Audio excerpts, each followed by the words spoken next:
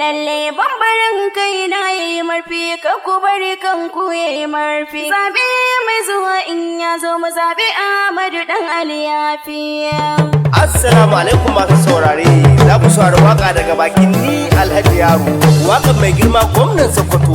Wannan waka mun sadaukar da ita ne a wurin Director Finance Ministry for Local Government Alhaji Muhammad Dogon Daji. Domin neman ƙarin bayani za ku tuntuɓar lambar waya ta kamar haka 08144432028. A ci gaba da saurare lafiya. Ahmadu dan Alu mai girma na Dogon Daji kai da gwanina. Kasimu Director Finance na gwamnan Sokoto ba ka da tamka. Ko plus ko mu muka fata gwamnan Sokoto na da nagarta. Darakta ya ce mu faɗa muku Kasimu Dogon Daji gwanina. Gwamna in Allah ya yarda Ahmadu shi zai komawa. Kar ku bari kanku yayi marfi gwamna Ahmadu ne zaɓin mu. Lokaci mai zuwa in ya zo zaɓe mai zuwa ya dawo. Tabbatawa suna ta jira can abatin kora gara. Al'umma kuma sun wayewa Ahmadu gwamna suke dubawa na Kasimu Dogon Daji gwanina.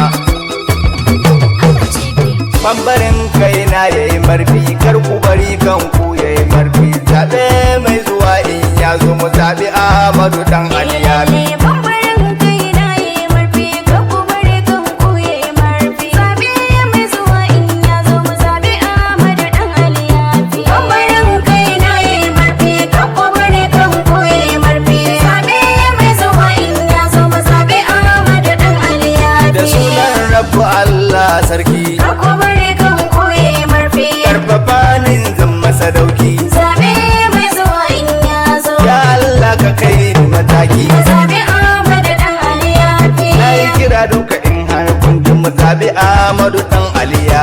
Bambarin kaina yayi marfi kanku bari kanku yayi marfi zabe mai zuwa in ya zo mu zabe Ahmad dan Aliyu. Sai na yi salati gunsa habibi. Kanku bari kanku yayi marfi Ƙaunarsa ta shiga zuci da kalbi. zabe mai zuwa in ya zo Manzo Muhammadu ni kai nufi. mu zabe Ahmad dan Aliyu.